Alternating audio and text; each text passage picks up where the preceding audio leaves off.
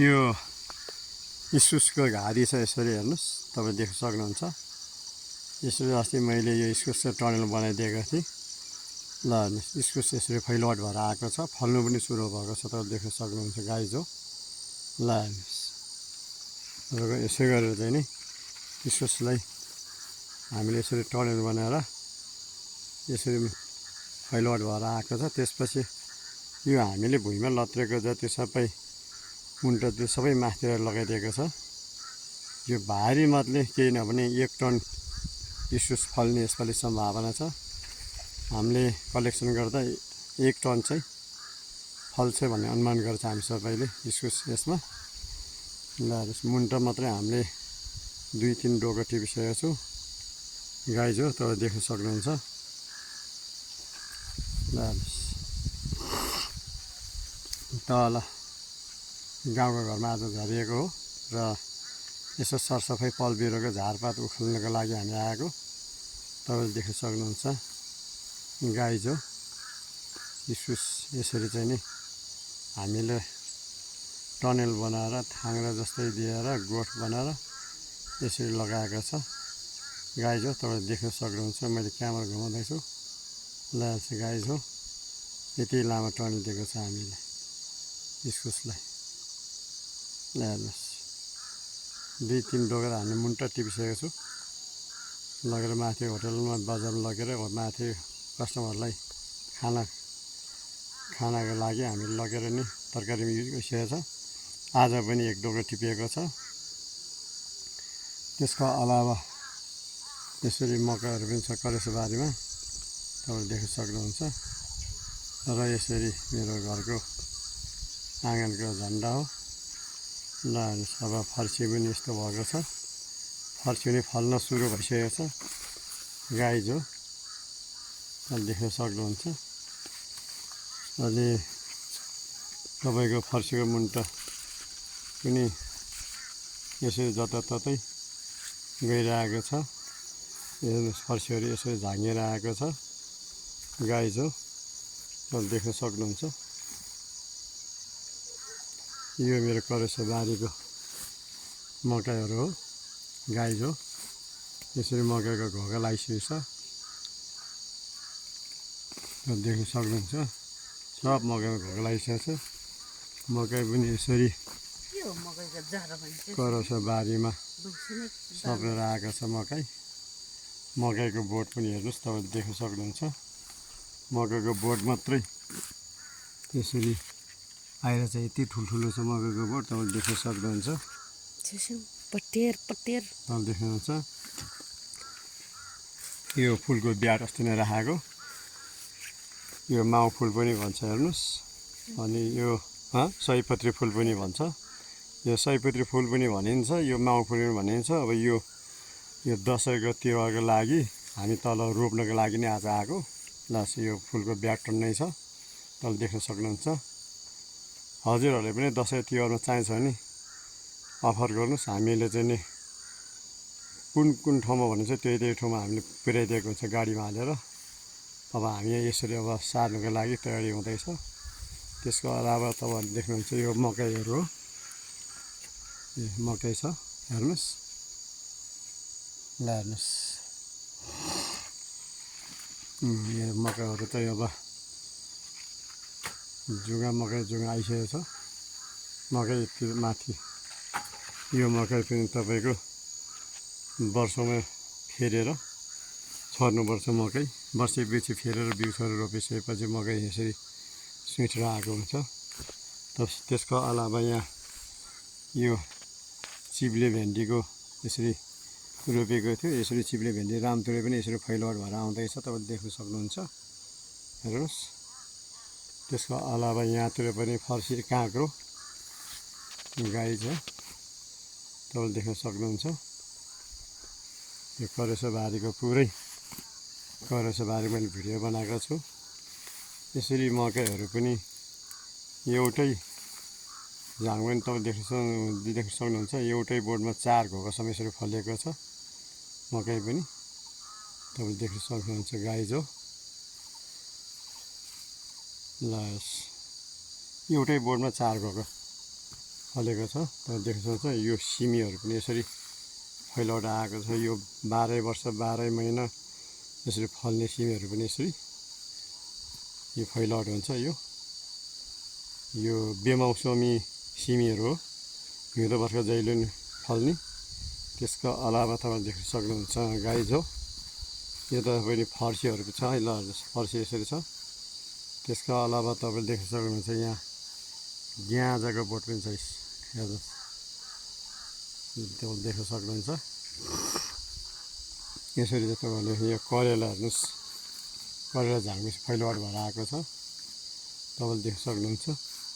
त्यसपछि अलावा यहाँ यसरी अनि यो सिमी पनि फलिसकेको छ, फल्नलाई सुरु हुन्छ। सिमी देख्न सक्नुहुन्छ, सिमीहरू यसरी फलेको छ गाइजो। यो फल टन्नै फलिसकेको छ सिमीहरू, तपाईँले देख्न सक्नुहुन्छ सिमीहरू यसरी। अब यो कलिलै छ सिमीहरू। अब 4-5 दिनपछि यो भारी मतले टिप्नु लागि सही छिपिसकेको हुन्छ, सही ढङ्गले। यसको पनि यसलाई अब टनेल पुगेछ, यसलाई फेरि टनेल थप्ने विचार गर्दैछु गाइजो। ल हेर्नुहोस्, अब सिन्नी वही मजाले पिन काट त। यहाँ तपाईँले देख्न सक्नुहुन्छ गाइजो, यसरी मकैहरू पनि यो करेसोबारी आँगनतिर सबै मकै चाहिँ पाक्नलाई सुरुवात हुँदैछ, तपाईँले देख्न सक्नुहुन्छ।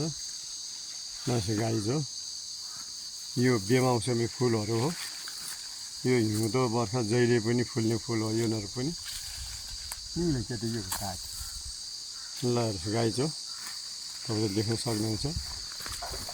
अब यसरी मान्छे त्यो गाउँघरमा ढिलो आउँदाखेरि सबै झारपात आँगन उम्रिएर यस्तो बिहाल हुन्छ। सागहरू यसरी छ तपाईँको, यो सागहरू रायोको सागहरू तपाईँले देख्न सक्नुहुन्छ। यो फुलहरू पनि यसैमा छ, सागहरू यसो उम्रिरहेको छ, तपाईँले देख्न सक्नुहुन्छ। यहाँ पनि साग यसरी उम्रिरहेको छ, सागहरू पुरा रायोको साग तपाईँले देख्न सक्नुहुन्छ गाइजो। त्यसको अलावा यता पनि सागै साग सबै। ल यो मेरो एरिया घरहरू यो देख्न सक्नुहुन्छ गाइजो। यो पछि मैले बनाएको यो भूकम्प घरहरू हेर्नुहोस्, यो घरहरू सिधा तपाईँले देख्न सक्नुहुन्छ गाइजो। यो चाहिँ लुङदर भनिन्छ तामाङ भाषामा। अब हाम्रो पर्वत भाषामा झन्डी पनि भनिन्छ पर्वती भाषामा। हेर्नुहोस्, यतातिर चाहिँ अब टोइलेट बाथरुमको व्यवस्था पनि छ तल घरमा। यो पारिपट्टि पनि घरहरू छन्, घरको अगाडि यसरी साग सब्जीहरू पनि टन्नै छ, तपाईँले देख्न सक्नुहुन्छ गाइजो। सागहरू अघि भर्खर नै साग गोडेर यसरी झारपात गरेर सागहरू चाहिँ यसो गरिरहेको छ। हार खेला गरिकन सबै गइसकेको छन्, तपाईँले देख्न सक्नुहुन्छ। अब यो साग अहिले यो गर्मीले सबै यसरी भएको, भोलि बिहान फेरि ताजै देखिन्छ। बेसरहरू यसरी उम्रिएको छ, तपाईँले देख्न सक्नुहुन्छ गाइजो। त्यसको अलावा तपाईँ देख्न सक्नुहुन्छ टिमुर यसरी फलेको छ यो घर पछाडि, तपाईँ देख्न सक्नुहुन्छ। टिमुर पुरा यो टिमुरको बोट हो। टिमुर यो लटरमै फलेको छ, तपाईँ देख्न सक्नुहुन्छ गेडाहरू टिमुरको। यसमा केही नफले पनि अनुमान मैले गर्दा सुकेको टिमुर गेडा त्यस्तै तपाईँको 30-40 केजीसम्म चाहिँ हुन्छ। यसरी लटरमै फल्नु सुरु गरिसकेको छ, प्राय गरेर 50% फलिसक्यो, अब छिपिनु बाँकी छ। ल गाइजो, त्यसको अलावा अब फेरि मेरो अर्को कागती झाङ यता छ। यो मेरो घरकै पछाडि साइडमा अर्को झाङमा पनि भारी मतलब कागती फल्ने चाहिँ यो उखु पनि छ, तपाईँ देख्न सक्नुहुन्छ यो उखु हो। ल हेर्नुहोस्, यो त केराहरू पनि छ। अनि त्यसपछि फेरि मेरो परिवार फ्यामिलीले यसरी चाहिँ कागतीमा फेरि स्प्रे लाउँदैछ यो घर पछाडि झाङमा, तपाईँले देख्न सक्नुहुन्छ। यो अत्याधिक रूपले फल्ने झाङ हो यो पनि। उहिले यो चाहिँ बाले रोपेको झाङ हो। यसमा अनुमान मैले गर्थेँ यो झाङमा कम्ती पनि 50-60 केजीसम्म फलिन्छ यसमा पनि। यसो पनि भनेर सुरुवात हुँदैछ फल्नको लागि। यो कागती झाङ हेर्नुहोस्, यो चाहिँ छुट्टै झाङ हो घर पछाडिको, तपाईँ देख्न सक्नुहुन्छ। यताबाट हान्न, यताबाट तपाईँको यसरी चाहिँ स्प्रे लाउँदैछ कागतीमा। यो छुट्टै उहिले जमानाको झाङ हो, पुरानो झाङ। यसमा पनि अत्याधिक रूपले फल्छ, तपाईँले देख्न सक्नुहुन्छ। गाई छ,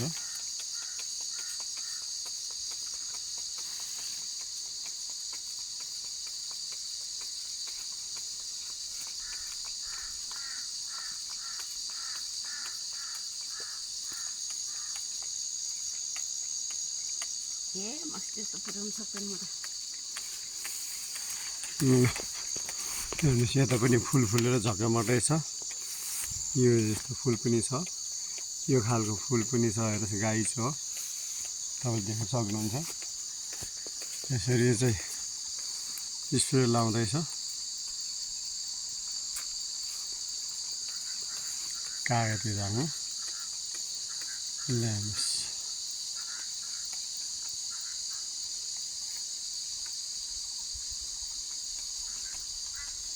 यो एरियादेखि हेर्नुहोस् करेसोबारी, मेरो करेसोबारी हो र घरदेखि लिएर यसरी मैले क्यामेरा घुमाउँदैछु। गाई जो यो घर पछाडितिरको यो टोइलेट बाथरुमतिरको गाई जो हजुरलाई थाहा छ। ल हेर्नुहोस्